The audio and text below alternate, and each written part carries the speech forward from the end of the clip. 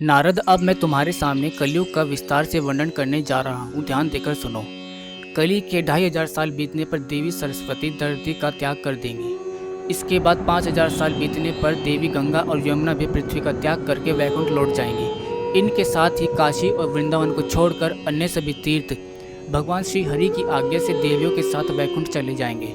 शालिग्राम श्री हरि की मूर्ति पुरुषोत्तम भगवान जगन्नाथ कली के 10,000 वर्ष व्यतीत होने पर भारतवर्ष को छोड़कर अपने धाम को पधारेंगे। इनके साथ ही साधु, पुराण, शंख, श्राद्ध, तर्पण और वेदोक्त कर्म भी भारतवर्ष से उठ जाएंगे। प्राय सभी लोग मांस और शराब का सेवन करने वाले होंगे। झूठ और कपट से किसी को घृणा न होगी।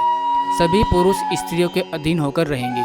ब्राह्मण, क्षत्रिय, वैश्य और शूद्र चारों वर्ण अपनी जाति के आचार विचार छोड़ देंगे। संध्या वंदन और यज्ञोपवीत आदि संस्कार भी प्राय बंद हो जाएगा।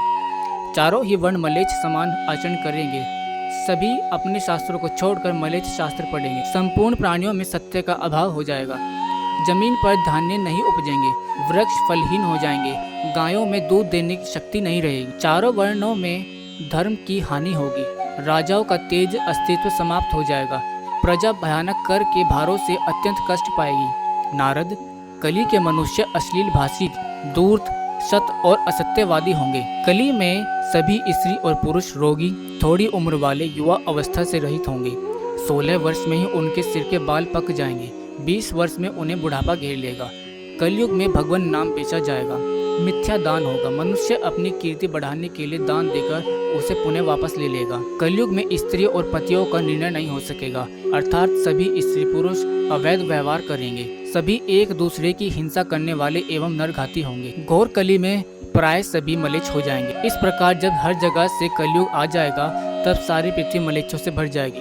तब विष्णु यशा नामक ब्राह्मण के घर उनके पुत्र रूप से भगवान कल्कि प्रकट होंगे। सुप्रसिद्ध पराक्रमी ये कल्कि भगवान नारायण के अंश हैं। ये एक बहुत बड़े घोड़े पर चढ़कर अपनी विशाल तलवार से मलेच्छों का विनाश करेंगे और 3 रात में ही पृथ्वी को मलेच्छ शून्य कर देंगे। ऐसे पृथ्वी को मलेच्छ रहित करके वे अंतर्धान हो जाएंगे।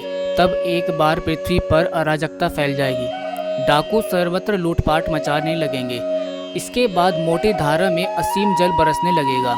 लगातार 7 दिन और 7 रात वर्षा होगी। पृथ्वी पर हर जगह जल ही जल दिखाई पड़ेगा। पृथ्वी, प्राणी, वृक्ष, ग्रह से शून्य हो जाएंगे। नारद, इसके बाद 12 सूर्य एक साथ उदय होंगे जिनके प्रचंड तेज से पृथ्वी सूख जाएगी। ऐसा होने पर दुर्दश कलयुग समाप्त हो जाएगा और सत्युग की स्थापना होगी।